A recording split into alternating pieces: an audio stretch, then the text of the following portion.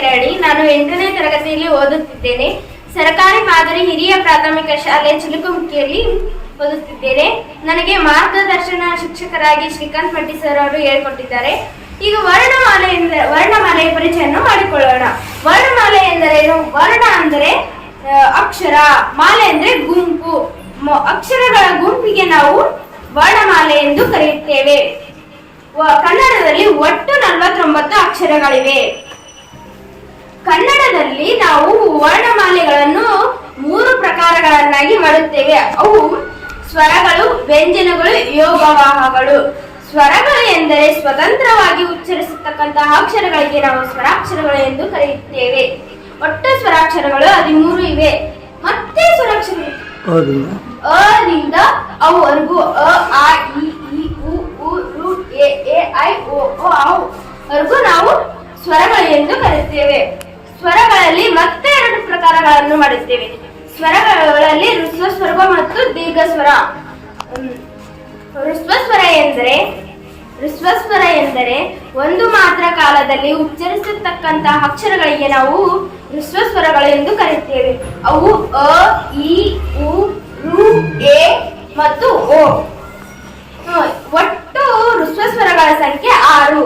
ದೀರ್ಘ ಸ್ವರಗಳು ಎಂದರೆ 2 ಮಾತ್ರ ಅಥವಾ 2ಕ್ಕಿಂತ ಹೆಚ್ಚು ಮಾತ್ರ ಕಾಲದಲ್ಲಿ ಉಚ್ಚರಿಸತಕ್ಕಂಥ ಅಕ್ಷರಗಳಿಗೆ ನಾವು ದೀರ್ಘ ಸ್ವರಗಳು ಎಂದು ಕರೆಯುತ್ತೇವೆ. ದೀರ್ಘ ಸ್ವರಗಳು ಒಟ್ಟು 7 ಇವೆ.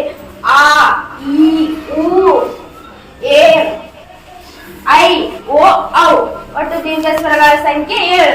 ದೀರ್ಘ ಸ್ವರಗಳಲ್ಲಿ ವೃತ್ತ ಸ್ವರ ಅಂತ ಒಂದು.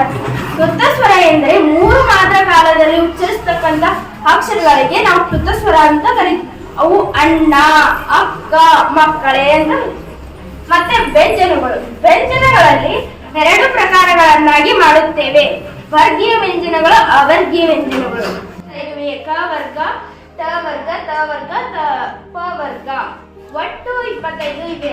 ವರ್ಗೀಯ ವ್ಯಂಜನಗಳಲ್ಲಿ ನಾವು 3 ಪ್ರಕಾರಗಳನ್ನಾಗಿ ಮಾಡುತ್ತೇವೆ.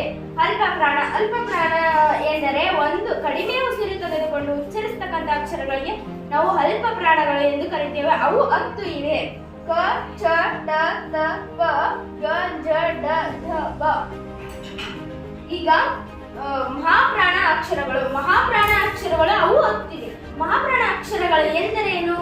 ಮಹಾಪ್ರಾಣ ಅಕ್ಷರಗಳು ಎಂದರೆ ಹೆಚ್ಚು ಉಸಿರನ್ನು ತೆಗೆದುಕೊಂಡು ಉಚ್ಚರಿಸುತ್ತವಲ್ಲ ಆ ಅಕ್ಷರಗಳಿಗೆ ನಾವು ಮಹಾಪ್ರಾಣ ಅಕ್ಷರಗಳು ಎಂದು ಕರೆಯುತ್ತೇವೆ.